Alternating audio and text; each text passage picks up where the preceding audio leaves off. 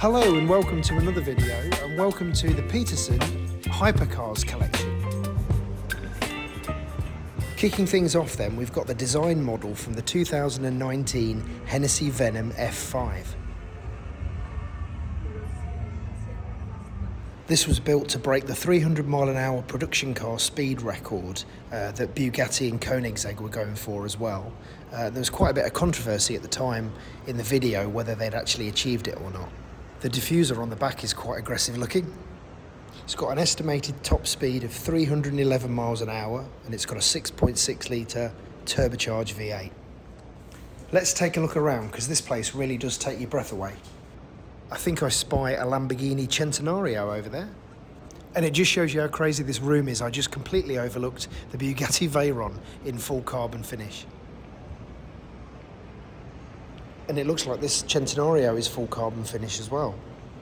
And I'm loving the blue accents on the splitter edges here and all the way across the front. And also coming out the bonnet vents as well, that's pretty cool. And the slats going into the air vents, that's nice. Beautiful weave on this carbon fibre. It's got 6 splitters on the rear bumpers, which look a bit Bane from Batman. This was the most powerful engine that Lamborghini built at the time when it was shown at the Geneva Motor Show in 2016.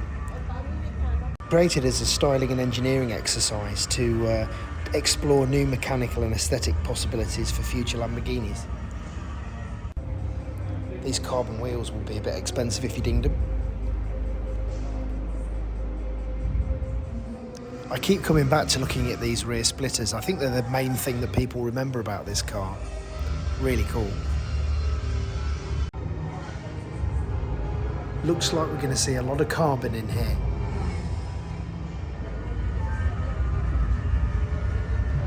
Also, interestingly, in carbon and blue accents is this 2021 Koenigsegg Regera Honey.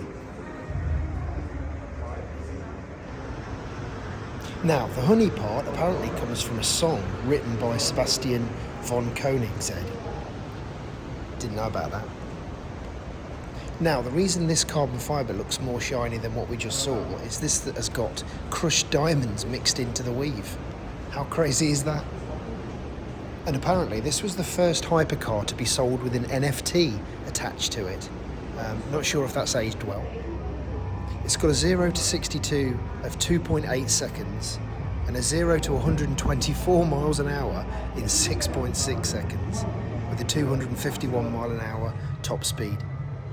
That's crazy, especially the 0 to 124. Best of British, we've got a 2020 McLaren Speedtail. This was released in 2018 and was inspired by the legendary F1. 250 mile an hour top speed, 3 seconds 0 to 62, and they only made 106 of them. I didn't know that. I think Batman references are going to come up a lot in this video, especially with this car, because it's got this sort of black and red two-tone, which is very reminiscent of the 60s Batman car, especially this lovely ruby red engine cover panel. I don't think the Speedtail gets as much love as it deserves, really. I really like it. I think it's pretty cool. It's got a real presence to it. Moving on through this ridiculously impressive haul, what are we going to see next?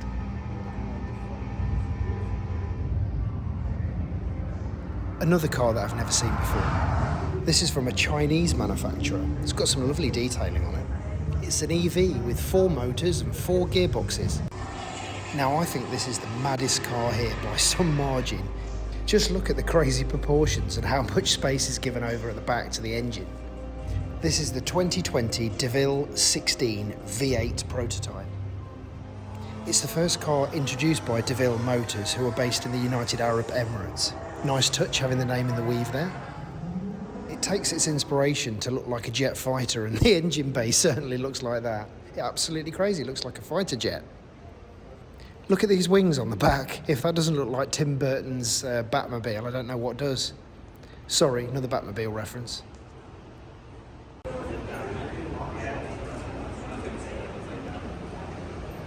I just can't get over the size of this engine bay. I've never seen so much carbon.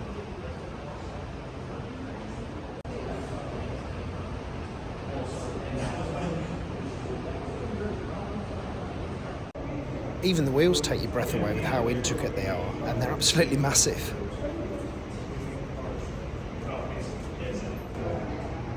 I wouldn't fancy sitting right behind these exhaust pipes in traffic.